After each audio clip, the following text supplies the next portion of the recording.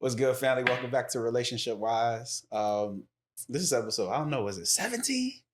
Listen, we got another special guest in the building. So, but before we get into that, man, y'all make sure y'all subscribe to the channel. Go ahead and follow us on Instagram. And remember to leave us a DM, talking about your family life, your work life, any dilemmas or problems you got, man. Hit us up in the DM, man. Our DM's open, But today I got a special friend with me today, you know what I'm saying? A brother who's solid, a brother who's down, a brother who's a poet, who's an anger coach, you know what I'm saying? Who's on a mission to help, 100 million men, with their anger issues and things like that, man. So we're going to get into it today with my good brother, Jono. Jono, man, welcome to the show, man. What's going on, man? Yeah, man. So how you feeling, man? How you feeling? It's a long time coming. yeah, bro. Yeah, listen, it's funny. I know we always do our lives. We always talk on camera to one another, We've done that for a good like maybe a year or so. And the fact that now we actually in person just chilling and building, man, it's a vibe, man. It's a vibe, man. Right. So man, before we really get started, man, how are you feeling, man? What's on John Doe's mind, man? What do you think about? Bro, like honestly, I'm at a state of peace, dude. Like honestly, like to be honest, this has been although I'm going through what I'm going through, we're all going through life. Yeah. This is actually a space of peace for me. Good. I don't have no drama around me. I don't have no. When I say drama, I don't have major drama where I'm fighting people. Right. It's just I feel a space of. I feel like I'm in my zone of like ever since I've been working on my healing journey. Yeah. And that's why I'm happy I'm here to help men, to understand where all this comes from. Yeah. Now I've dealt with myself. I've dealt with the self-work. And I'm at a step. I can literally say I'm at a state of peace. Good. Where I'm like, okay, this is life. This is the ebbs and flows. I feel it. Yeah.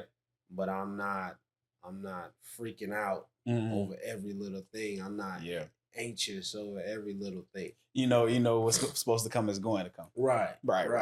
Got you. So, okay, bro. Okay, that's good, man, bro. That's where I'm at. Like, good, bro. I'm happy to hear that. Yeah. So it's good, man. That's the space of men, man. Good, bro. It's good, bro. So let's get started with these questions, man, because you already know how he is when we get. Listen. So all right. The first question is, what are some of the things people should know about their inner child, their own inner child? Yeah. All right. So before we get started, y'all probably want to know what I do. This is my book, The Man Who Grew Up Angry. Yeah. And the reason why he wants me to talk is because I'm a podcaster / author. I've been an author since 2004. Yeah. And we came up with this book called The Man Who Grew Up Angry because we saw there was a lot of people, especially men, dealing with anger. Right. And so my goal through this book is to help men at least address the issue that we're angry because what I've learned is we're either sad, we're scared, or we're afraid, we're sad, or we're worried, or we're anxious about something. And we've never been taught any other emotion other than happiness or anger. Right. And those are the only two emotions we as men are allowed to express. Those are the only two roads we can go, right? Right. So my goal is to help what we're doing, having these conversations, and to get men to see it's okay for me to say, I'm scared right now. Right now, I don't know what to do. Yeah. I don't have life figured all out. Yeah. I am sad that I am going to get fired. I am afraid that I don't know where my next meal is coming from. It's okay to feel that way. Right. It is literally okay to say, I don't know. It's literally okay. It's literally okay to say, when I was a kid and I went through the particular experience, whatever it was, it still fucks me up to this day. It's okay. But because we've been trained, I'm good, I'm okay. Yeah. And you hold it all in. Yeah. We this is why I'm hoping we have this discussion, and this is my goal. My goal is to get us to get to a point where we at least even have the conversation with ourselves and say, well, damn, why do I feel this way? Why is it that when my boss said those words to me, I felt like fucking them up. Mm-hmm. That comes from somewhere. Right. It's not you didn't just wake up today and say it. Mm-hmm. You woke up because it reminded you of somebody. Oh damn, I remember when my mom told me that shit, and I've been holding. It's a trigger. Right, it's a trigger. Yeah. And so hopefully by having these questions, yeah, this is my goal and my mission to help, especially with men, to help them see, like, you don't have to. There is a better way to say, oh, okay, let me figure out why I'm feeling this way, so I could release it in a healthy outlet, so I don't do something I regret at the moment. You know, so yeah, bro. That's it. I had to say that before we started. Okay, good, bro. Yeah, no, and that's why you here, bro, because you have been one of the people, bro. Whenever we talk, we always talk about triggers, traumas, inner child, dealing with healing, dealing with understanding where your anger or all those emotions come from, and you know the difference between being conditioned or nature versus nurture, and you know how men are supposed to behave, things like that, man. So yeah, man. And so let's talk a little bit about the inner child, man. So go ahead. You know, what do you think are some of the things that people should know about their inner child? Like how does it inform the way they act or behave with people? That's a good question. I mean, we could start with your inner child dictates mostly everything. And the reason why is because those are your formative years. So if you grew up in a healthy household, where you were taught, just like I teach my children, just like their mother teaches their children, that it's okay to express your emotions. When they are 18, 19, they're not struggling with that. Yeah. That's why you can see certain people can rise to the top super fast, but they have the worst relationships because they don't, because that's their like defense mechanism. My defense mechanism is to go through everything. Just go. But you can't go through every single thing. You're going to have to get to a point where you're going to have to stop. Whether you hit prison, whether your relationship falls apart, whether you lose a job, whether something's going to happen. You got a kid, God forbid, he has cancer. Something's going to be out of your control and out of your reach. And so if you don't do the inner child work, which means inner child work, meaning you don't deal with the child within yourself, because we all have it. We say we don't, but we do. That's where the trigger comes from. Yeah, exactly. When you were a kid and your mom said you wasn't shit and you said, oh, I'm good. No, you're not. That shit affected you. You know, and you're still holding on to it. You're still holding on to it. And so that's what I hope. That's what I had to do within myself. And that's what this book is about. Is I had to deal with myself. And mine came from my dad and his wife. That's what a lot of my childhood trauma was. Dealing with that per se. And I still deal with it. This is not me being perfect. This is not me talking as if I don't struggle. I don't have my days. But I'm better today than I was 5-10 years ago. 10 year me ago, I mean, the moment I speak about my childhood, I'm screaming off the handle. I could have a good day. But because the moment you went back to that moment in your mind, it triggered something. And now it changed your whole mood for the day. It changed my whole mood for the day. Yeah, that's crazy. And that's why I'm saying that's why we have to address the elephant in the room, which we have not been trained. We've been trained, oh, get a career, do this, be this, you know, do this. We're taught to be human doers, not human beings. That's true. That's true. I gotta do this, I gotta be here, I gotta go this. And you're doing so much, you don't even know where you at with yourself. And if you don't stop yourself, you're gonna crash. Yeah, that's true. Like, nah. Yeah.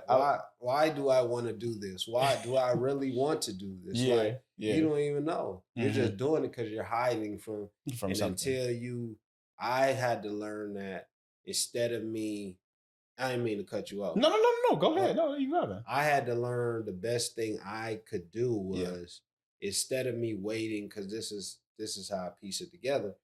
Instead of me waiting for that parent to come, because usually that's what happens. We want the parent to come save us. I want them to come.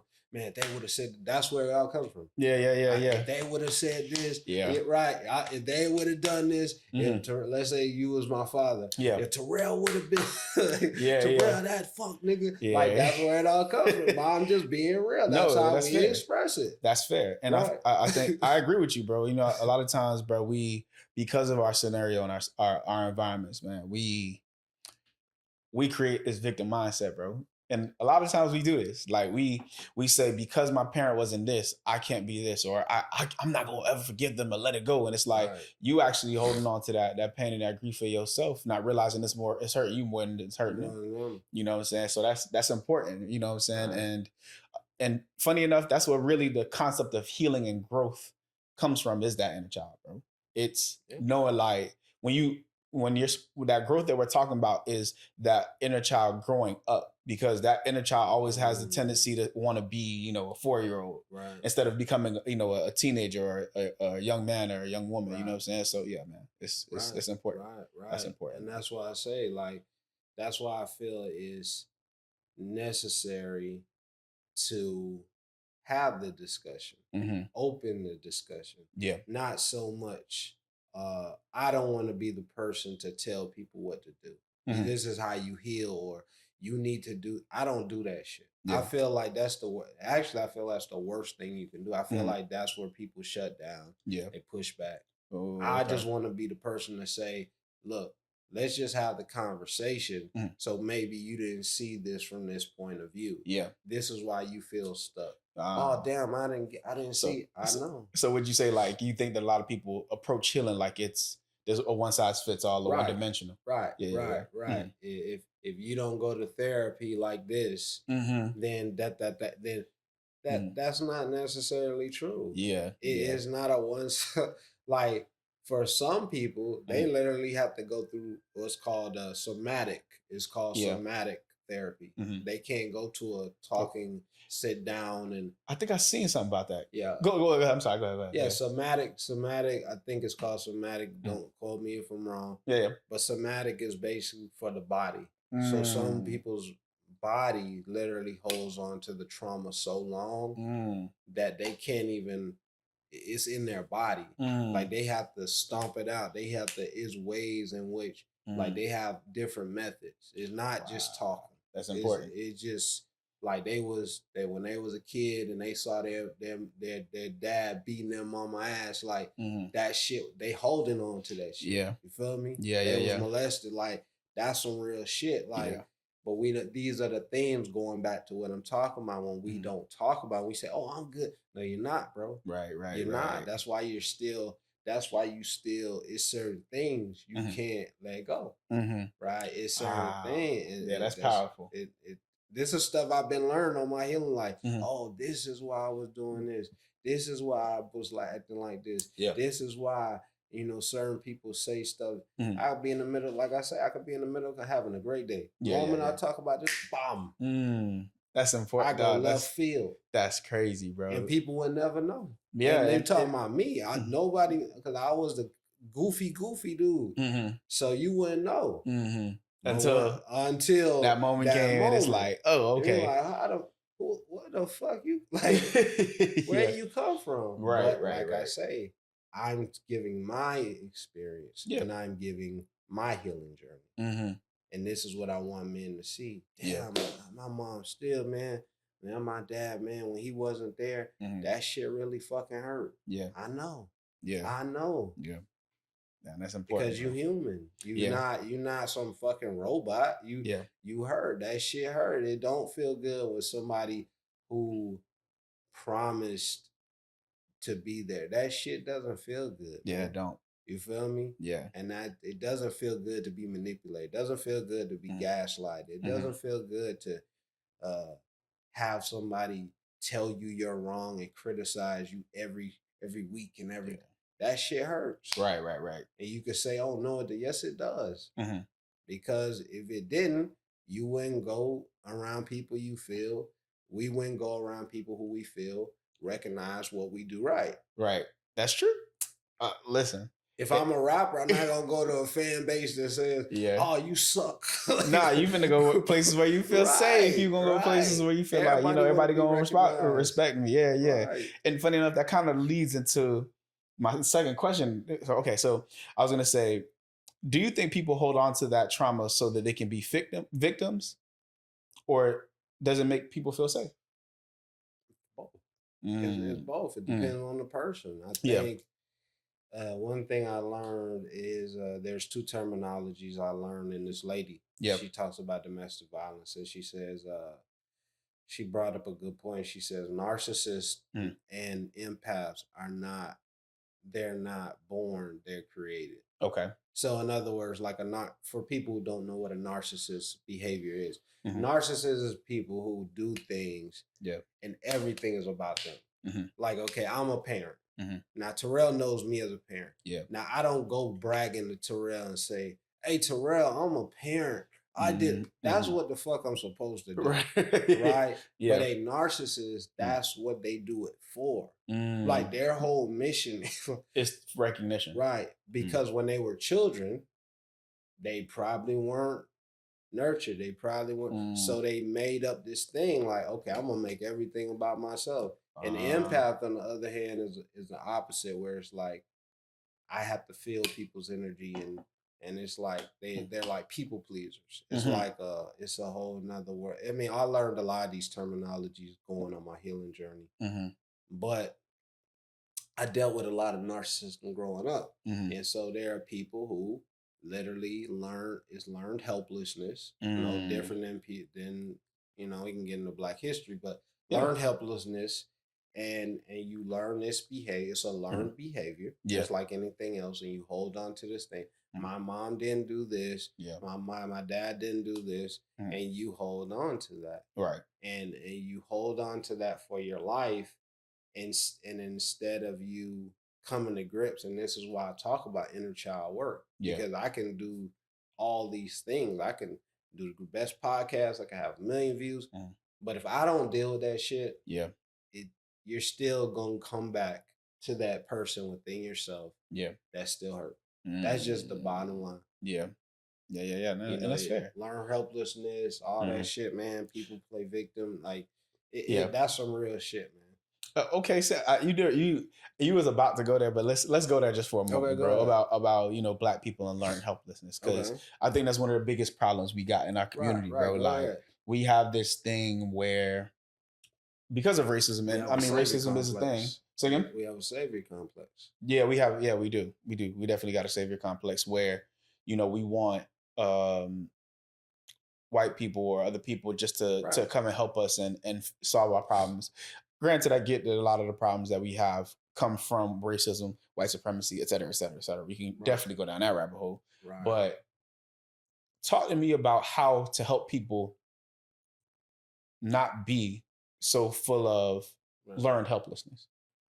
That goes back to what I'm talking about. And this is why I'm happy we having this discussion. That's Mm, why I'm happy me and you on the same frequency. yeah. I feel like that's one of what you just said Mm, is one of the problems. mhm, When you go through this healing journey, there are stages, and I feel like mhm, when you reach a certain level, yeah. it's like how to explain it? It's like you being a teacher, Yeah. you being a grand master, right? Hmm. Higher levels you reach, the Hmm. more you realize more shit, right? Yes, that's So very it's true. like once you reach a certain level, and the level I'm at now versus the level I was 2 years ago, Yeah. you realize it is not my duty, it is not my weight to carry to try to help people. Because Mhm. if I carry that burden, I'm only doing myself a disservice. And to be clear, do you mean their burden? Like when you say carry it, you don't want to carry the other person's burden for them. Right, Okay, right, gotcha, gotcha, right. gotcha. Okay. My only job Mm-hmm. as a person Mm-hmm. who understands it, who has this knowledge and understands this, Mm. is just to share this knowledge Yeah. and just to say, look, just like Morpheus and Neo, Mm-hmm. you pick the red pill or the blue pill. I'm just telling you what's out there. Mm-hmm. And that's all. Now, Yeah. once you choose and you choose to say, this is what I want to do, Mm-hmm. and you follow what I'm saying, okay, then we're working with each other. Yeah. That's how I see it. I don't Yeah. see it as it's my job to go out here and preach. I don't do that shit. There was a time when I started this whole mission when I was probably 20, 21, where I felt I had to do that. Yep. Because that's what we have been trained. I have to go out there on one end and it's my job to Malcolm X. No, it's not. It's my job to go out here and do what I'm doing, living the life I'm live, lead the way I lead. Yeah. And if you choose or what the fuck to not follow, that's a you thing. Yeah, yeah. I'm not finna waste my time and say, hey, y'all need to, do whatever you want. If you don't feel that your inner child needs that much work, okay. Right. I'm not finna, I don't care. It's not gonna take away. Bro, I'm not gonna waste my years, the rest of my life. I'm 40. I know I don't look it, but that's why I'm preserving my life, bro. Yeah. I'm not gonna be struggling and stressing. I've seen people do it. Yeah. I've seen people do it. Yeah. Try to be how the savior, and I need to say no. You reach a certain point in your healing, you realize that sometimes the best thing you can do is just let people go. Yeah. And that's important, bro. I was watching a video that recently said something basically the same. It says, all you really can do is sit there, be yourself, and invite the person into the knowledge, into that frequency, and let them actually choose to be a part of it. Right. You can't force it on them. You can lead the horse to the water, but you can't make them drink. You know what I mean? So yeah, man, that's important. That's definitely important, man. That's all. Let's see. Let's do one more question, then we'll start. Then we'll ask some of yours, bro. Go ahead. So I know you're on a mission to help 100 million men with anger, right? So what are some of the tips you got for them, right? So what if I'm listening to John Doe, the anger coach, the man who's written multiple books, the poet, the dope individual you are. What's my first step I got to take, John Doe? The first step you're gonna have to take, bro, is you're gonna have to just do what I call mirror work, bro. The first thing I would tell you to do, if I told any man, is you could say all day, "Oh, I'm good." Okay, you want to see how good you are? Write a letter to yourself, to your inner child, as if you're their parent. Watch what comes up. Write a letter to your inner child as if you are their parent. As if you are their caretaker. In other words, what would you want to say to them? No judgment. And see what feelings come up. I guarantee you cry. I guarantee you feel sad. I guarantee you get angry. That's a powerful exercise. Try it. I would try it. Yeah. And that's what you got to start working on. That's where you start. That's where you start. You start with the inner child and write a letter to them. Oh wow, because you're still angry at that particular person because you think they're gonna save you. That's all. That's why you're mad. You assume that by being mad, I always say that being angry could have changed what happened and would have already changed what happened. Yeah. And that's what we're mad about. Wait, say that one more time, bro. If being angry could have changed what happened, it would have already changed what happened. Jeez. That's crazy. It's facts. It's facts though. You said something earlier. I meant to comment on, bro. You said we were trained to be human doers and not human beings. That's a bar, bro. That's a bar. Okay. Yeah, man. That's crazy. But yeah, okay. So start with that writing that letter to your inner child, man. What else? What will be the next step after they do that? After they crying, they're like, all right, I got this all out. What will be the next step? The next step you need to do, I would say, is just start. You need to start working out because trauma stored in your body, and we don't realize. It's sad, but we live in a society that teaches us to go backwards. So it teaches us to be more comfort. So if you have, just imagine if you have, let's just say 10 years. Yeah. You was abused, you was beat, you was psychologically fucked up by your caretaker. Yeah. And that's all they did. I'm talking about every week. Into the outside world, you look good. You made HBs. That shit still lives in your body, bro. Yeah, it does. So It so does. you're carrying that stuff Mm-hmm. with you everywhere you go. So Wow. everything you do is gonna exude that. Yeah, Right. So that's true. that's your lens. That's your cap. That's like Mm-hmm. you in hypervigilance. You Mm-hmm. in disassociate, whatever the fuck terminologies are called. Like Yeah. hypervigilance is when you just scanning around. Like Yeah. that's how You're you always looking for danger. right. You Okay. always looking for danger. Yeah. So it's like your body is seeking that. It's Mm. constantly seeking that. Mm. Constantly seeking It's, that. it's always looking for where the next attack is gonna come from. Right. And Yeah. so you have to get that out your body. You have to get that Mm-hmm. out your body. Interesting. You have to like focus on getting it out your body. Yeah. Like because it's in there. Mm-hmm. When your mom and she said you a fuck nigga, you stupid ass little bitch, like that shit hurts. Right. Like you know what I'm saying. You know what I'm saying to be true because that's how we're spoken to. And it's sad. Yeah. No, yeah. It's a normal, like, you was raised in a neighborhood where you had to eat fucking zebra cakes. And then you had to fight every day. Yeah, hell yeah. You know what I'm saying? Bro, I remember it was a period of time in my teenage years, bro. Well, it seemed like every week or every other week we had to fight people, and it was just like, bro, this is time, bro. Right. Like, and we thought, oh well, it don't really matter. We could just go whenever. And it's like when you actually in it, you like, bro, I don't feel like fighting. Right. It's like I'm willing to, but I'm not. I don't feel like doing it no more. Right. Yeah. Right. Yeah. And just imagine. Okay, so let's add on top of that. You raised in the neighborhood. Mm-hmm. Now you got to take care of some siblings. Yeah. So not only. Mm-hmm. So let's just break this shit down. Right. Not only do you got to carry the burden of that, but you got to carry the burden of home. Yeah. True. So now. True.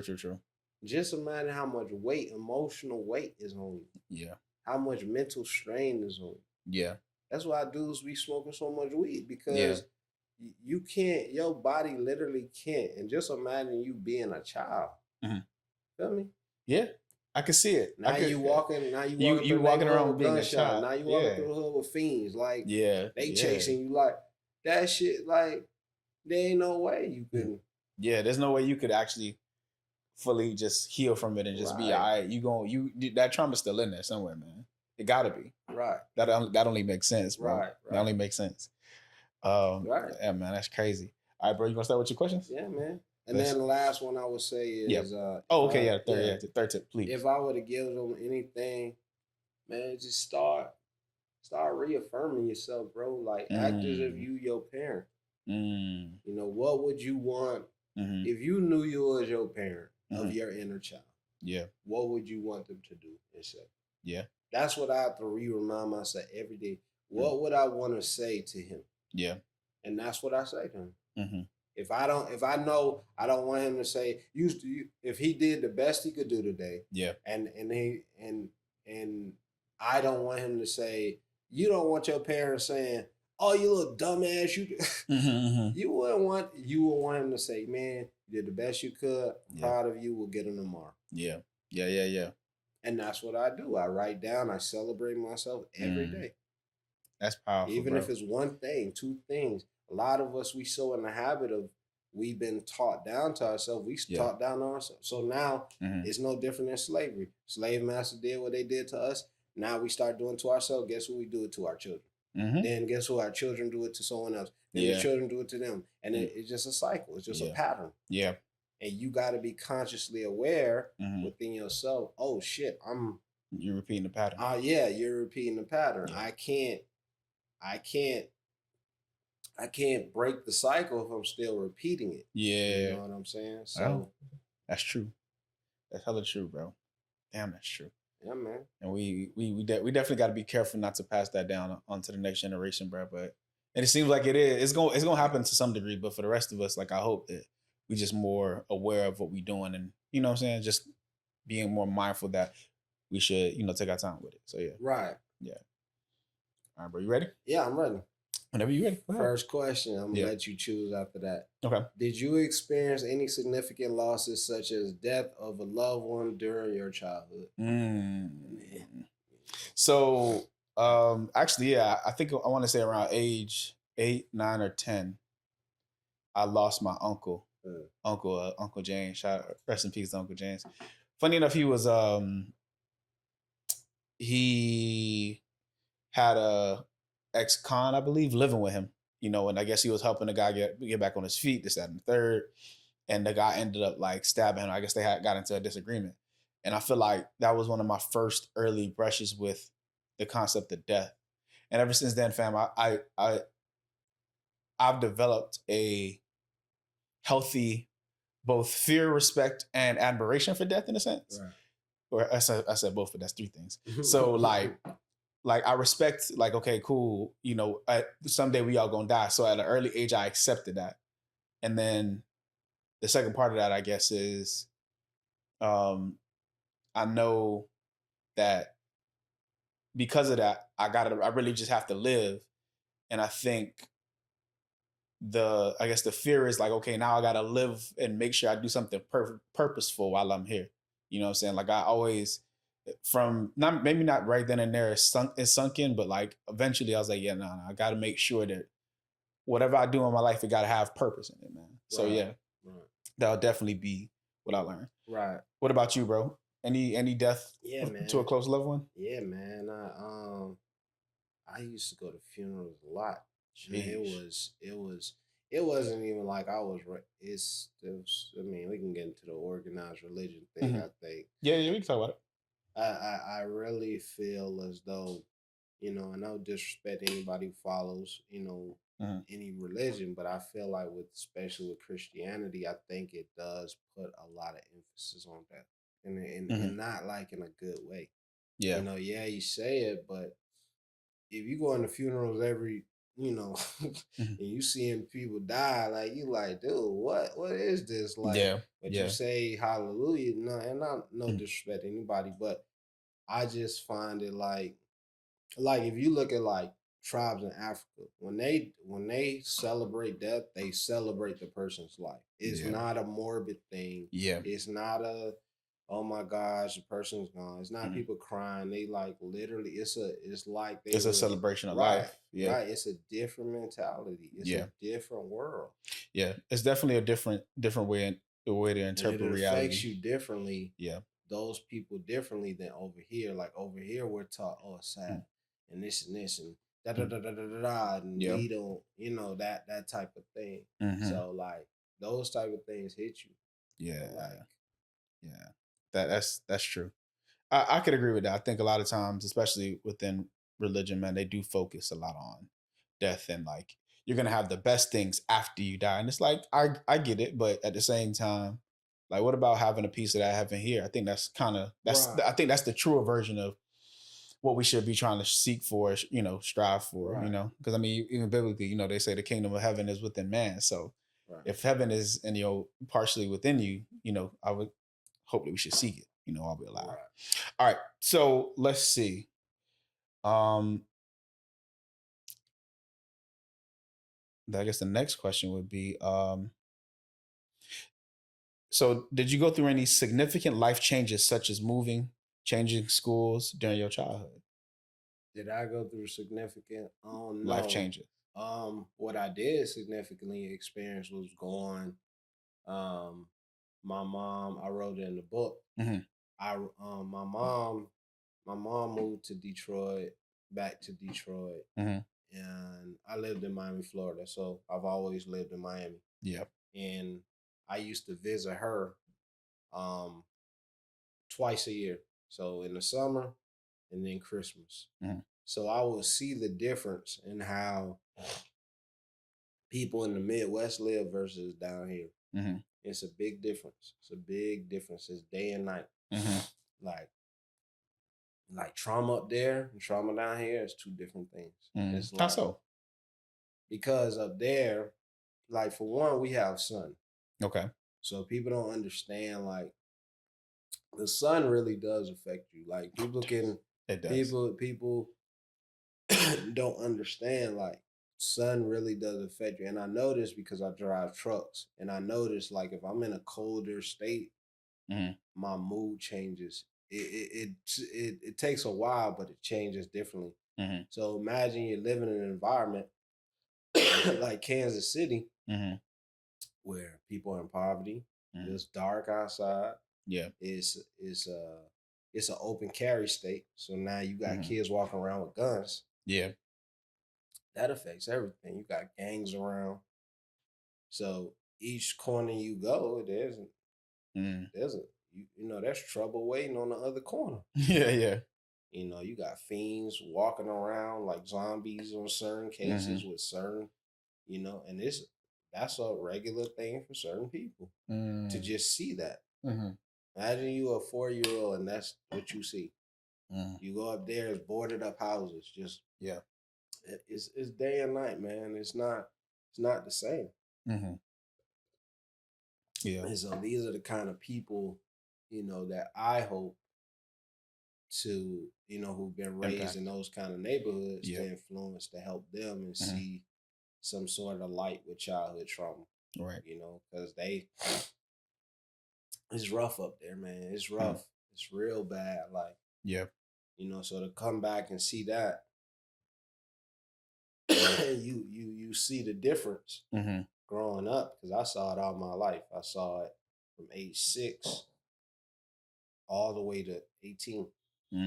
I saw it. Like I saw the difference between you know, people who were criminals here, considered criminals here, and criminals up there. It's a different world. It's two different worlds. Like Mm-hmm. when they get to doing an act, they Mm-hmm. gonna do it. Like Mm-hmm. there's no hesitation. There's no Where here or there, no both. up there. Okay. I mean, they'll do it here. I mean, don't get it twisted. I mean, I'm not knocking what they'll do here. But Yeah. when I say they really get to the get down up there, Mm-hmm. there's no There's no question. There's no question. Mm. They don't care. There's no mercy up there. There's no there's no thought of mercy. Like it's just they gonna go and do it. Like Yeah. so when you seen that and you be around certain things, you be like, wow, like it's crazy. Yeah. Like I can't imagine these people being raised like this. Like you see how they live. Like Right. That's crazy for real. I was gonna ask too, since you opened up about it. How did your parents' divorce affect you, bro? Because that's low-key one of the questions. How did it affect me? Yeah. What's crazy is like it wasn't the divorce that affected me. Like when I say the divorce affected me, I wasn't affected like how most people like, oh, the child's affected by the divorce per se. Yeah. I was affected by so in the house I was in, I was raised in a 2-parent household. My dad got remarried. And there was a lot of like talk between my parents and how they perceive my mom. So my mom moved. I lived with my dad and his wife. There was a lot of talk about my mom and what they should have done. So that was more the effect upon me. So your dad and your stepmom talking bad about your mom. Right. So and I'm a kid, so I don't know. But ooh, like tell me, I mean, if you want to get specific, you can. I was gonna say, but like, what are some of the things? What are some of the things that you felt they were saying that was wrong? One, and two, how did that influence or impact your way to be a better parent? Well, it was the fact that they were talking. They were talking about her, but they weren't saying it to her. So they weren't trying to have a conversation like, okay, my issue was this, okay, and I've always been like this. Yeah. If you are who you are, just be who you are. We used to go to church and we were taught, have morals, have values. Yeah. But if these are morals and values, why aren't you communicating these thoughts to her? Why do you have to enter a court? Why, like, this was my thought process. Yeah. And so, that's what you can feel it. You don't have to necessarily know the wording. Yeah. I can feel the energy. I could feel the energy. Yeah. And it was always something negative to say. But then on the flip side, what will be crazy on the flip side, and I never forgot it, my dad's wife will always be like, well, you need to go see your mom. So it was like this manipulative talk that she would do. Like on one hand, you don't like her. On the other hand, you want me to see her, but then you're talking about her. Like, it was like, It just threw you. yeah. So that's what I was raised around. A lot of Mhm. narcissistic manipulative behavior. And Mm. people would protect her. That was another thing. Oh wow, It was. yeah, that's crazy, man. So how does that make you want to show up differently for your kids?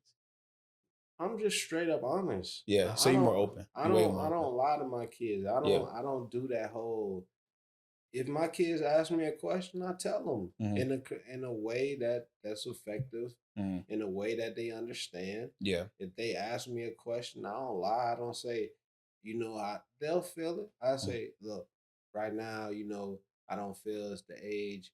If okay, what do you want to know? Mhm. And I talk to them like Mhm. they a human being. I Right. talk to them like I care for them. I talk to them like they understand. I talk to them as if they Mhm. adults are. That's how I see them. Mhm. I see them as little adults. Yeah. So I communicate with them as little adults. Mhm. I instill with them. Mhm. Okay, you're better than that. So I instill that in them. Right. Right. Right. I don't do the whole manipulative. If they want to ask me a question, they ask me a question. Mhm. Daddy, they coming to me Yeah. right now. Daddy, this kid, he talked to us and he was talking about sucking dick Mhm. or whatever. Yeah. Okay, so what's your thoughts? Mhm. I let them talk. Mhm. I don't hide. I don't Yeah. Yeah. run. But then, man, this kid was talking about he was in a crip neighborhood. Okay, so what's your thoughts? Mhm. Yeah, you let them Right, express themselves. Let right. you hear their thoughts, and then you do. And what are your responses? Like, do you end up just holding a conversation with them, kind of letting them know what it is, or what that's about, or like how do you go about that? Because that's Yeah, I mean, one thing I learned, bro, is like yeah, us having this conversation. yeah, You could say all day. This is one thing I learned. You could say all day in a theory, yeah, yeah, this gonna be like this. But in a real, yeah. listen, When the scenario is real, it's kids ain't different. dumb, bro. Kids ain't stupid. That's So, very so, true. so you not. So my issue is, why would I hide something they gonna pick up on it and figure this shit out anyway? Facts. Just let them. Okay, what's your thoughts on it? Hmm. And then we discuss it. Hmm. So now that feeling of, oh, I gotta hide, they're gonna be less interested in it Yeah, because they got out the way, they true. got out their system. Yeah, Oh, me and my dad talked about it. But yeah, the more you hiding it and yeah. The more, putting pressure on them, the mm, more they're feeling under pressure to perform. yeah, Right. bro. And that's crazy that you say that because I didn't realize that that's what I was doing as a kid, but that's how I operated. Like I really was. I did feel a sense to kind of perform in front of my parent, or my specifically more my mom than my dad, because I love her more. She kind of Right. wanted me to be a certain way, or at Right. least expected me to be. You know, my dad too, but more so my mom wanted me to just be. And I'm like, every time I would say something, she'd be like, "No, don't do that." Da, da, da. So I'm like, "Come on, let me express myself." But you know, I had to learn. I had to learn, bro. So that's good because a lot of parents don't see it as that. They see it as like you have to do or you have to shut them down. You can't let them feel or think anything in themselves. And Right. it's like, well, you want them to be somewhat of independent thinkers. You want them, especially you. That's one thing I got to commend you on your parenting style is like you want your children to be their Right. own selves, not little John O's, so to speak. Right. Because the issue is, because the catch is, you can't save them from every situation. Yeah, yeah. That's like think about it. Hmm. If you try to micromanage and they get in a situation, Hmm. okay, let's say they're about to get jumped. Hmm. What you gonna jump through the phone and say, "Oh, I'm finna." Yeah. Yeah, you got to give them all the tools That's an necessary beforehand. impossible fucking task. Like, Yeah. and I feel like so many parents, Hmm. we can go back to what I'm talking about, inner Yeah. wound child, Yeah. because they haven't dealt with the inner wounded child. Hmm. Now they put their fears upon their child. Yeah. Now I'm afraid that what happened to is gonna happen, Oh, and what yeah. they don't realize is they're repeating the cycle, Yeah. Yeah. because the issue is your child can pick up on that. Your Mm. demeanor, how you talk to them, how you Yeah. speak to them, Yeah. your anger when something don't go your way that they Mm. said, you ready to snap on them. Yeah. They can feel that shit. Hmm. So why would I? not let them be independent thinkers? Why would I not let them be their own? It's just like the whole conversation about, well, if my son was gay, I wouldn't. How you know that? Right. right. How you have control of that? Like that's like saying, that's true. Okay, if I go to this job, they're gonna give me the job. How you know that? That's something out of your control. Like these are things that I have literally no fucking control of. Yeah. And that's something I have put in my mind as a parent. Yeah. I have no control over certain things. Yeah, no matter how much I want to protect, no matter how much I'm there, not there, whatever. Yeah. I have a great relationship with my kids, and I'm not even there half the time. Because I communicate, I let them allow their thoughts. And there are parents who are there all the time don't have a relationship because they don't know how to communicate. Going back to inner child work, they don't have good communication skill with self. They don't know how to talk to their inner womb child. Yeah. And they don't know how to talk to their kids. Yeah. That's a good point. And that's what happens. Yeah. That's a good point. This is why I do the work. And this is why I do the work. Nah, that's crazy because I was going to ask the next question is that what made you want to become an author? Is it that? Is it that feeling? No. Because I'm broke, but I'm like, it's 2 and 2 is starting to make 4. But go ahead. I'm sorry. Yeah. Nah, the reason the reason it kind of ties in with everything, but the reason I actually became an author because I wanted to be a rapper. That's ultimately, I wanted to be Nas, I wanted to be Jadakiss, I wanted to be Ludacris. Yeah, that's what I ultimately wanted to be when I started, and I was so angry.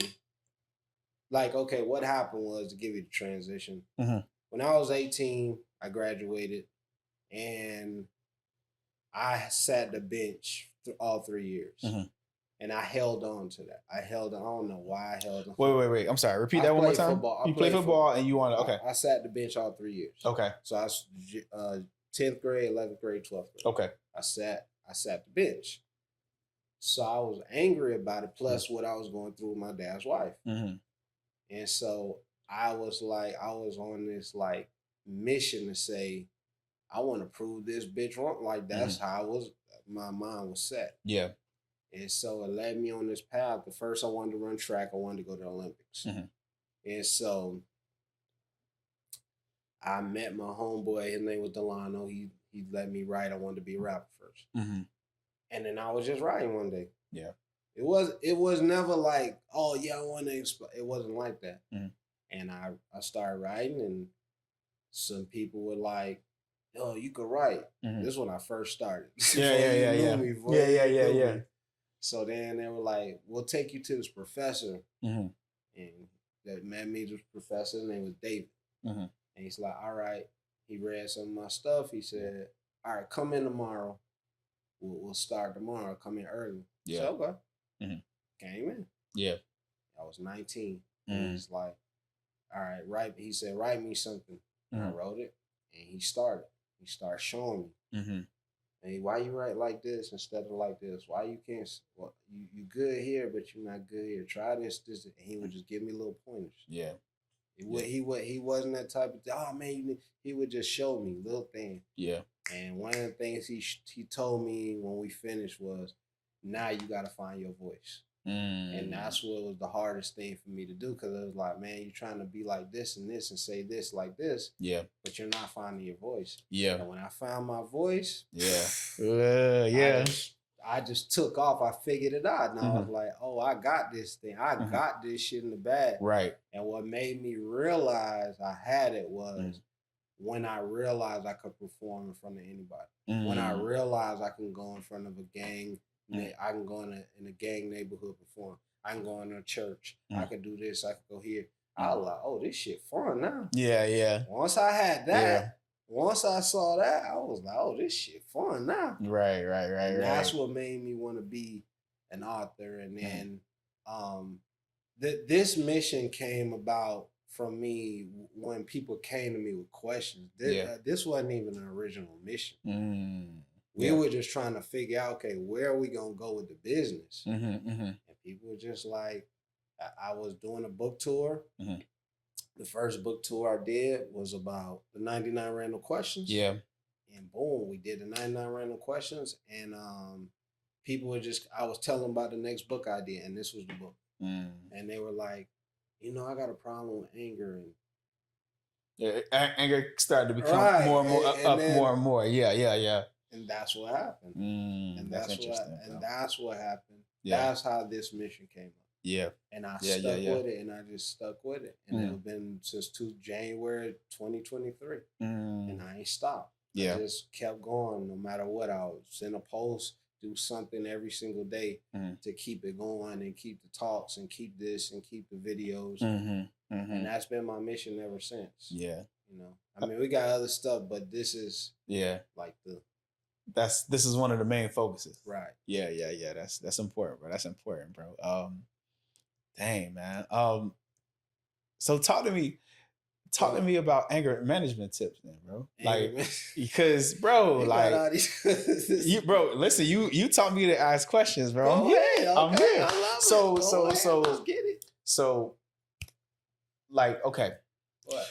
Anger management tips, bro. Let's say a person.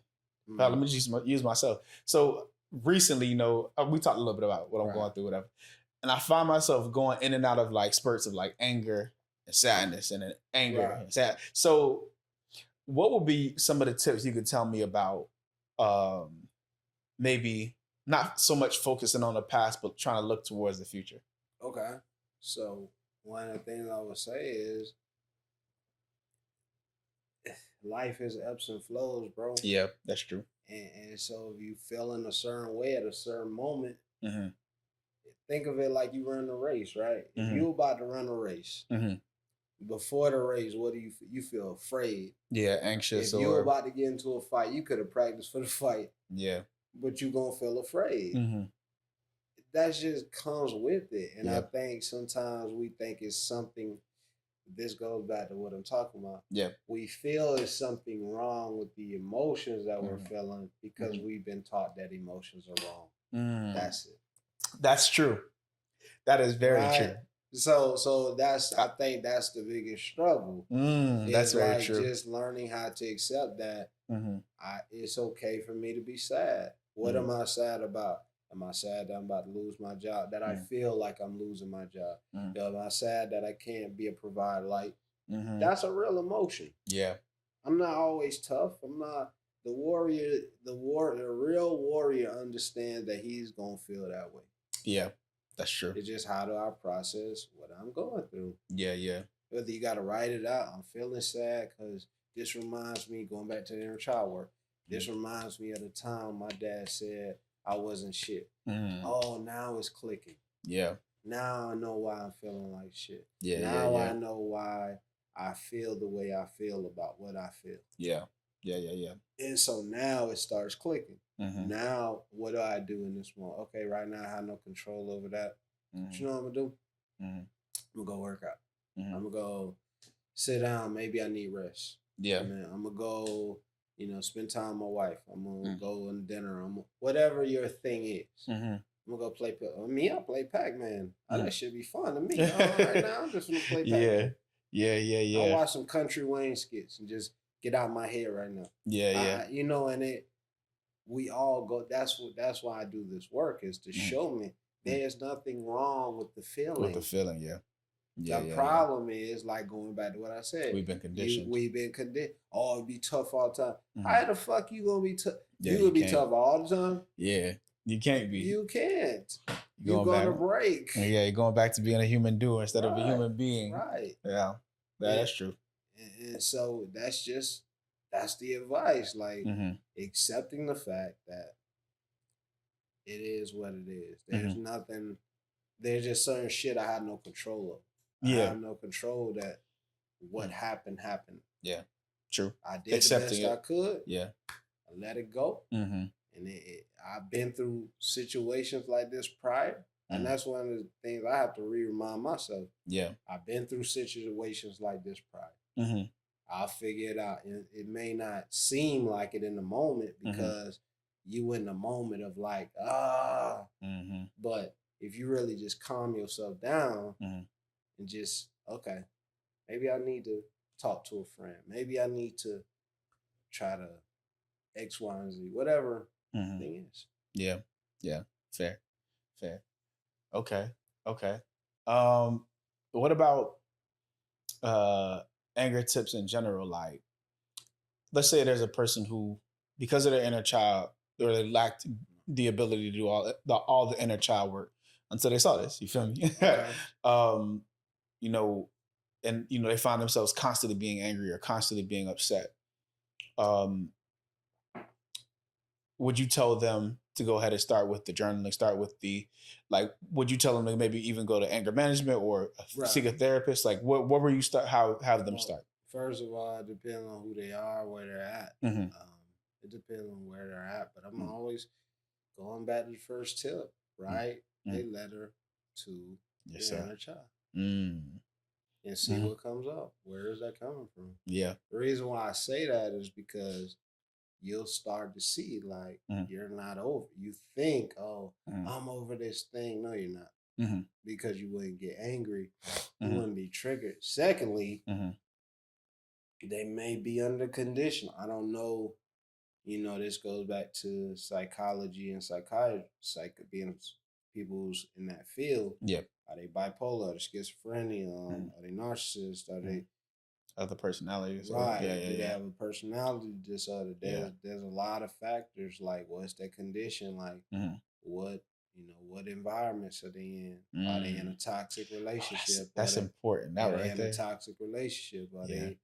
they, what's the relationship like with the mother, the kids, or the father? Are they in Mm. domestic violence? Like Yeah. all that plays a part. Yeah. And so Yeah. if you know, that those factors, Mm-hmm. Those factors. Yeah. Yeah. I get what you're those saying. factors play a part in Mm-hmm. where they're at. Yeah. And so what I say is it all depends on that person. Yeah. But if I were to give a general advice, Mm-hmm. you gotta come to a space within your inner child where you're gonna have to give them the most peace in that situation, whatever that means for them.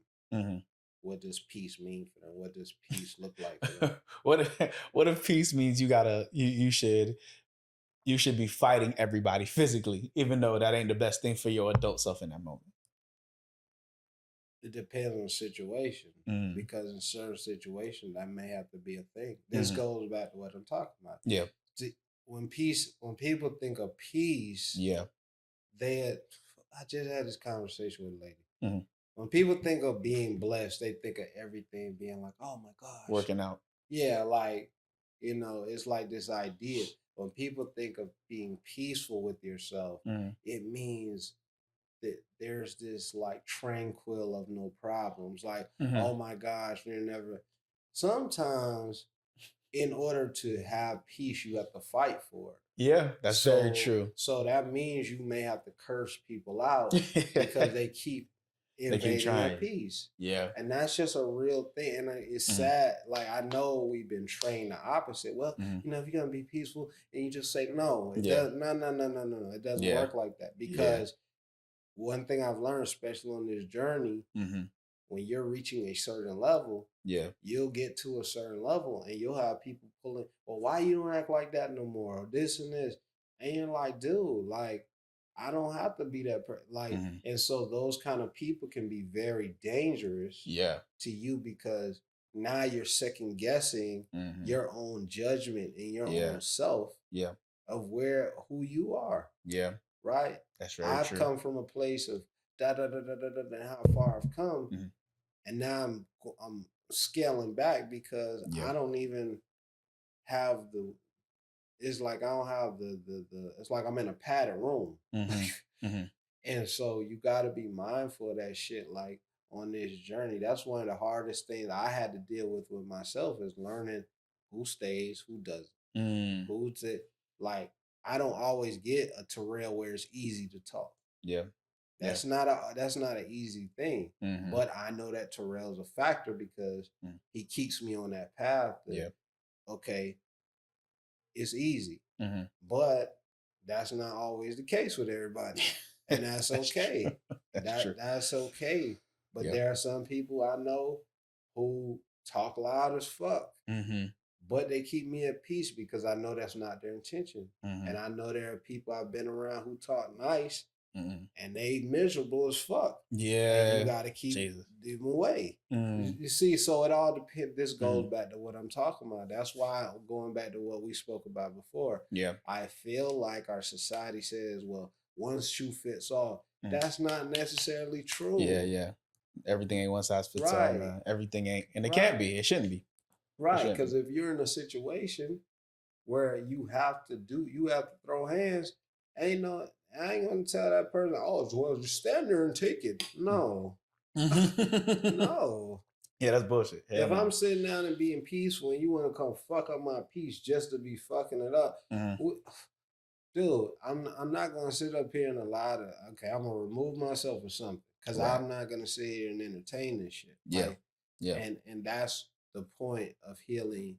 This is why inner child work is so important, because you'll realize certain things that you held on to. I need to hold on to this. I don't need to hold on to these expectations or this or that or that. Some shit I just need to let it go. And if they're not willing to let it go, that's a them thing. Yeah. They want to stay over there and stay in the in the bullshit. Yeah, then that's on them. Right. And you gotta be at peace with that too. Yeah, yeah. And it's hard. Yeah, it's crazy, bro, that as you're talking, bro. There's a phrase that says, or a quote that says, environment is more important than mindset. And as you was talking, bro, I kept thinking, I'm like, what? And it's funny because, everything can be a factor in your environment. Like your friends, the group of people who you hang around with are an environment in a sense. Right. The way you think can be an environment. So if you're around that negativity, you trying to be positive, it's that environment is going to technically rule or reign, because environment is more important than mindset, and that's important. That's important to consider too as a part of this, man. So yeah, man. Right. Damn, dog. As we start to wrap, bro. Any last thoughts, man? Because I feel like you already know me and you can sit here and talk for 10 hours and we'll still be just talking, man. But what is it that you want people to really take away from this episode, bro? If I could tell you, I'll say 3 main points. Please. Just focus on dealing with your inner child, man. Yeah. Focus on what I did from the book. And I always set the standard. You know what I'm saying? I did the work. Yeah. It's a daily thing, man. There's days I feel like, it comes up. I feel like, my dad's wife was the worst person in the fucking world. And I'm being totally honest. This is not me lying. Yeah. Even with me doing this work, I can still feel it. But I have to always come back to say, I'm going to be the parent to support the inner child. Because I know the inner child within me, that's what he wanted. He just wanted someone to be there for him. Yeah. And that's what he's fighting. And you have to do the same. So whatever you're upset about or angry about, or you have to communicate that to them. And even if that's just writing that shit down, just saying, you know what, I'm gonna take 5 minutes, 10 minutes out of my day for self and just write down, I'm proud of myself for, I paid a bill. Yeah. Right? Number 2, we gotta learn how to talk to ourselves. Yeah, I know we think of that shit like a joke, but that's some real shit. Like, we communicate to ourselves usually how we were spoken to. And how we were spoken to is why we feel the way we feel. That's a good point. Right? Our mom told us we wasn't shit. This person told us shit. We ain't nothing. And then we start communicating to ourselves. And we believe that and we act. Yeah. Versus saying, you know what? I'm going to start communicating to myself differently. I'm going to say I am a millionaire, regardless of what's around me. Yep. I am an influencer, regardless of what's around me. Yep. Listen to affirmations. I listen to affirmations every day I wake up. Before I go to bed, I listen to 432 Hertz, whatever that shit's called. 639, all that shit. And I'm telling you, like, it does play a part in how you think about yourself, your inner child.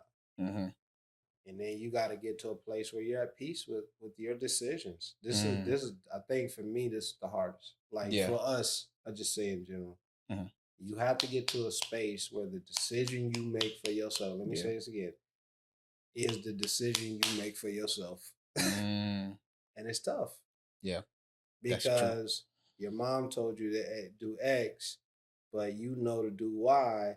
Now you at a standstill with yourself. Mm. Which way do you go? Mm. At a And you gotta be crossroads. you at a crossroads. Yeah. And so you gotta know that this is the route I take, this is the route I stand on, this is the route I'm going, and you gotta be at peace. Either way, there's gonna be consequences, bro. Yeah. Either way, there's no outs in this shit. Yeah. Like this ain't no Instagram, Facebook. This is real fucking life. Like, Yeah. so just accept the road you're gonna take. Be at peace with it. If it's gonna bring you peace, that's the road you follow. Yeah. Not the most, oh my gosh, it's gonna be easy, but Yeah. the one that's gonna bring me the most peace. That's how I look at it. Is Yeah. this when I communicate about this work, and I'm talking about childhood trauma, and if this person is making jokes about this shit is for real to me. It's time to go. I'm not gonna sit around and okay, that's how you feel about you. Cool. I'm not gonna and that's the place I've gotten to. Yeah. You may not be there, but you get to a place of peace, you'll just feel it. You'll understand how to communicate. I don't need to be around. I can feel the energy in the room off. I can feel I don't need to be around these people. It's already something going on. You'll feel it. Yeah. Yeah. I don't even want to be around this shit. That's interesting, bro. That's you dope. will feel it. Like you will literally fucking feel it. Yeah. Yeah. And that's the best advice I can give. Right? Cool, bro. That's what's up. No, that's solid pieces of advice, man. Man, making peace with your decisions is huge because I think that's one of the things even I struggle with. You know what I'm saying? That third level is always kind of, the hard one. And it's funny because I was watching a show the other day. It's called The Gentleman. It's on Netflix if I want to watch it. And to your point, bro, they were saying there's two types of people or two ways to look at the world, really. And they said either you realize that you're an animal in the zoo of life, or you're a hunter in the jungle of life. And I said, damn. And so either path you go down, you either gonna be that animal in the zoo, or you're gonna be a hunter in the jungle. You get to choose how you want to be or what you want to be, but you are either one of those. So that's important, man. One of my favorite quotes about Bruce Lee. He said his teacher came to him. He said, Master, how could you preach? And I don't know if I'm saying it exactly correct, but he says, Master, how could you teach about fighting when you teach about peace at the same time? He says, I'd rather be a warrior in a garden than a gardener in a war. And I was like, what? And that's the truth. Yeah, it's fact. And that's the truth. That's and that's facts. that's part of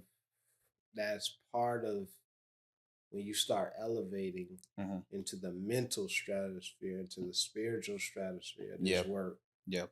It's not so much fighting like this. Yeah. It's fighting with your energy. It's fighting with your time. It's fighting with your mentality. Yeah. Like, who do I listen to? Who do I not? Who do I, it's certain shit I don't even listen to no more. Because I just know it's not gonna conducive to where I'm going. Yeah. It's not gonna make me more peaceful. Like I listened to this dude named King ISO from Tech Nine's group. He talks a lot about mental health. Yeah. Very dope artist. So I aspire to be that. That's you know what I'm saying? That's what you gotta start doing. You gotta consciously just be aware, like, you know what, this is helping me. And let me add this. Yeah. If this is making your inner child happy, don't neglect that shit. Yeah. That's another thing. You'll feel it. If you draw and you know that shit makes you, don't say, oh no, that don't make, don't be tough. Dude. Hey, this shit, you know what? This shit different. They hit right. Yeah. Right. And a lot of times that's what we have been taught, to self-abandon, self-neglect. Yeah. Well, no, because my parents said no. And then we're mad at ourselves later on that we didn't do it. Yeah. right? What if I'd have never wrote the book? What if I'd have said, Mhm. you know what, my mom, She said I couldn't do right, it, so I right, can't do it. right, Yeah. right. I Mhm. wouldn't have never been able, but because I did it, Yeah.